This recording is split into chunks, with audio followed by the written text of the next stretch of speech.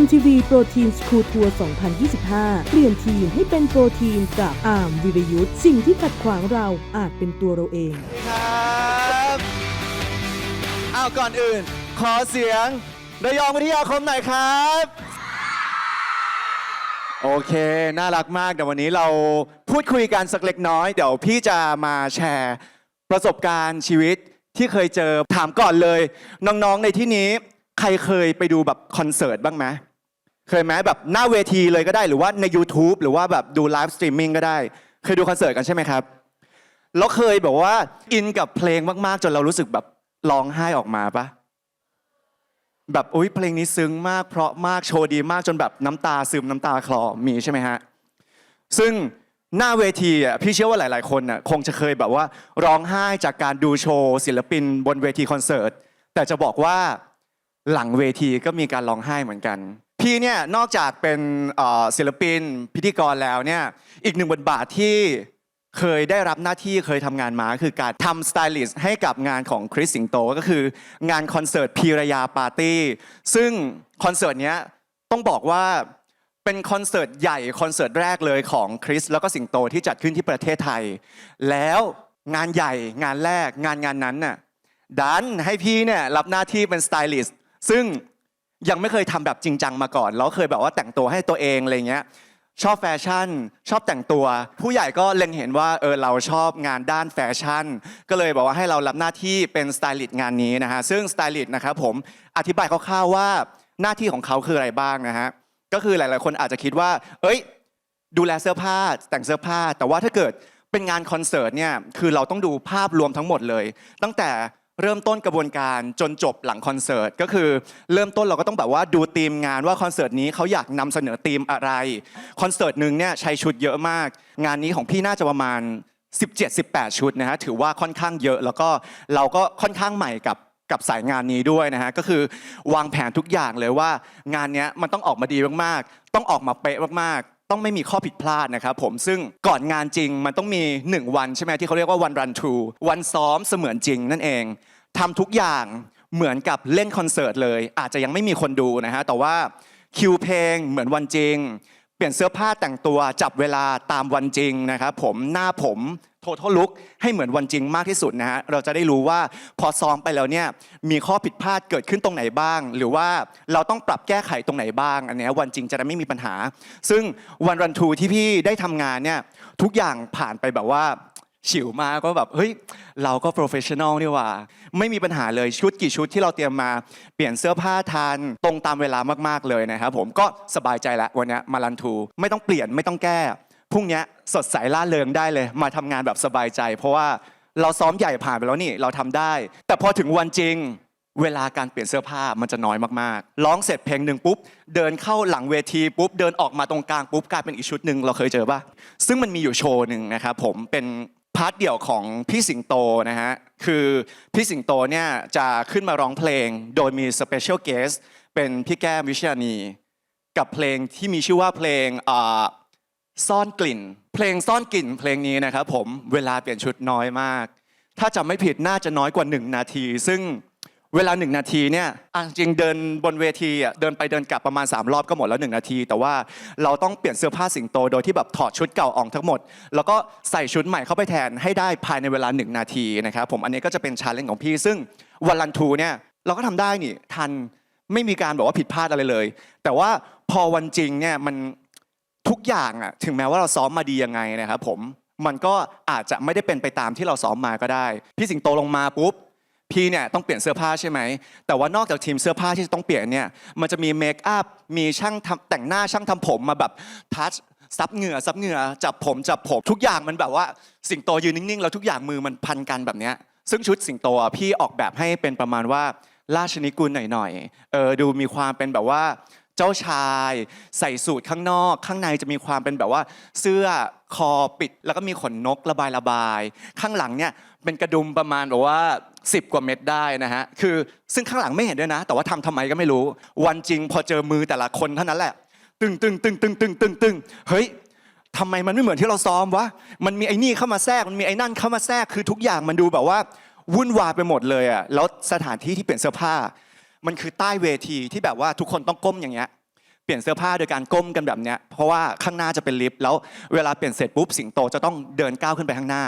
แล้วก็ลิฟต์จะขึ้นมาใช่ไหมครับพี่ก็เปลี่ยนไปยังไม่ทันถึงครึ่งทางเลยสักพักหนึ่งมีเสียงตะโกนมาว่าสิงโตต้องขึ้นแล้ว10 9 8เฮ้ยเสียงเขาดาวมายังเปลี่ยนชุดไม่เสร็จเลยทำไงดีวะคือตอนนั้นมันลนลานมากคือสุดท้ายแล้วอ่ะพอ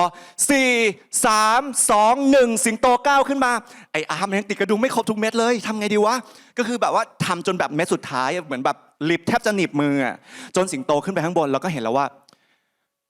โอ้ my god เสื้อกระดุมยังติดไม่ครบทุกเม็ดคอย้วยลงมาปกสูทยังไม่ได้พับลงสิ่งที่เราทำได้คือตะโกนบอกสิงโตจากข้างล่างเวทีว่าสิงโตพับปกกับพี่หน่อยสิงโตดึงปกขึ้นมาสิงโตพับปกถามว่าสิงโตได้ยินไหมไม่ได้ยินสิงโตใส่หูอยู่ใส่เอียร์มอนิเตอร์ซึ่งเขาจะไม่ได้ยินอะไรภายนอกเลยเราก็เหมือนแบบทำอะไรต่อไม่ถูกอ่ะงานแรกที่เราตั้งใจมากๆอยากจะให้มันออกมาดีอยากจะให้คนดูประทับใจว่าเอ้ยเราอะสามารถทำงานนี้ได้ทุกคนสามารถฝากความหวังไว้กับอาร์มได้ว่าเฮ้ยมันทำได้งานใหญ่มันก็ทำได้แต่เรารู้สึกว่างานนี้มันไม่สมบูรณ์สิงโตออกไปโดยที่แบบว่าไม่ใช่สิงโตที่เพอร์เฟกที่สุดที่เราตั้งใจไว้อะแล้วคนดูไม่รู้กี่พันคนที่เขาแบบมาดูหน้างานถ่ายคลิปวิดีโอเรารู้สึกว่าเรากำลังทำงานแย่ๆออกไปให้กับคนภายนอกได้เห็นเรานอยมากเหมือนแบบพอสิงโตขึ้นไปแล้วแบบแทบไม่อยากมองหน้าคนรอบข้างเลยอะเราทำได้ไม่ดีงานเนี้ยเสียหายเพราะว่าเราคนเดียวซึ่งมันเป็นความรู้สึกที่เกิดณโมเมนต์นั้นนะไม่ไหวไม่อยากอยู่ตรงนี้ไม่อยากมองหน้าใครแค่ก้มหน้าก้มตาทำงานของตัวเองให้เสร็จให้คอนเสิร์ตวันนั้นอะมันจบลงแล้วพอมันจบลงปุ๊บพี่ก็รู้สึกว่าพี่ move on ไม่ได้พี่รู้สึกว่ากลัวเราจะถูกตำหนิถึงแม้ว่าเราจะตำหนิตัวเองมาแล้วนะแต่ว่ากลัวสายตาของคนรอบข้างกลัวคำพูดของคนอื่นๆที่มันจะมากระทบตัวเราเพราะเรารู้สึกว่าตอนนั้นเราเปราะบางมากๆเลยอะไรเงี้ยเคยไหมเคยรู้สึกว่าแบบเรามั่นใจอะไรสักอย่างมากๆแต่ว่าอยู่ดีๆความมั่นใจเราหายไปเพราะว่าเราทำไม่ได้เท่ากับที่เราตั้งเป้าไว้อะเคยปะนั่นแหละพี่เป็นแบบนั้นเลยตอนนั้นนะฮะก็เลยหน่อยมากแล้วก็โทษตัวเองตั้งคำถามกับตัวเองว่ารับงานนี้ทำไมไม่เอาละไม่เป็นละสไตลิสต์ไม่อยากทำแล้วเพราะว่าทำดีเสมอตัวทำไม่ดีโดนด่าอีกอะไรเงี้ยความคิดพี่นะตอนนั้นก็เลยแบบว่าคิดว่าจะไม่ทำงานนี้แล้วแต่ว่าพอเวลาผ่านไปแล้วก็เหมือนแบบแฟลชแบ็กดึงตัวเองกลับไปในงานวันนั้นแล้วก็มันก็มีนะคนที่เดินมาหาเราว่าเฮ้ยเป็นไรหรือเปล่าหน่อยทำไมไม่มีใครว่าเลยนะคนดูไม่รู้สึกด้วยว่าแต่งตัวไม่เรียบร้อยหรือว่าสิงโตไม่หล่อพอเราแบบว่าย้อนกลับไปแล้วเอาคำพูดเหล่านี้มาทบทวนกับตัวเองดีๆอะไรเงี้ยเราก็เลยรู้สึกว่าว่ะจริงว่ะงานทุกงานมันไม่มีใครสามารถทำออกมาได้เพอร์เฟกต์100%หรอกเราก็เลยแบบว่าmove on ออกมาได้แล้วก็มีคำพูดหนึ่งที่เข้ามาในหัวว่ามันไม่มีใครด่าเรานี่หว่าตัวเราเองอ่ะกลับเป็นคนที่ทำร้ายตัวเองเอาความคิดเอา bad attitude ต่างๆมาทำร้ายตัวเราเองให้มันเป็นแบบนี้ซึ่งทำให้เรานอยมาเป็นอาทิตย์อะไรอย่างเงี้ยคนอื่นคือเขาดูคอนเสิร์ตเขาแฮปปี้เขากลับบ้านไปใช้ชีวิตแล้วแต่ว่าเรายังวนเวียนอยู่ในฮอลล์คอนเสิร์ตอยู่กับความผิดพลาดเล็กๆน้อยๆที่มันเกิดขึ้นอะไรเงี้ยพี่ก็เลยรู้สึกว่าเรา move on เราต้องเติบโตขึ้นจากความผิดพลาดของเราเนี่ยแหละงานสไตลิสต์เหรอมีงานไหนเข้ามาจ้างอีกเหรอไปสิลองดูอีกตั้งหนึ่งลองทำดูพี่ก็เลยทำมาเรื่อยๆก็แบบรับงานคอนเสิร์ตออฟกันมีคอนเสิร์ตแบบเตนิวน้องๆซิซี่อะไรเงี้ยในค่ายก็เลยทำมาเรื่อยๆนะครับผมเหมือนแบบเราเปลี่ยน mindset ตัวเองนิดนึงว่าแทนที่จะเลิกทำสิ่งที่ตัวเองชอบเรียนรู้จากความผิดพลาดที่เกิดขึ้นนะฮะเราไม่ควรเลิกทำอะไรสักอย่างหนึ่งเพียงเพราะว่าความผิดพลาดเล็กๆน้อยๆที่เราทำแล้วมันเกิดขึ้นนะครับลองมองมุมกลับสักนิดนึงถ้าเกิดเราไม่เคยผิดพลาดอะไรเลยอ่ะคนที่ไม่เคยผิดพลาดอะไรเลยคือคนที่ไม่เคยลงมือทำอะไรเลยเพราะฉะนั้นเราผิดพลาดได้ไม่ต้องแบบว่า perfect 100% ก็ได้แต่ว่าแค่หาวิธีเรียนรู้แก้ไขจากความผิดพลาดของตัวเองให้ได้นะฮะอันนี้ก็อยากจะ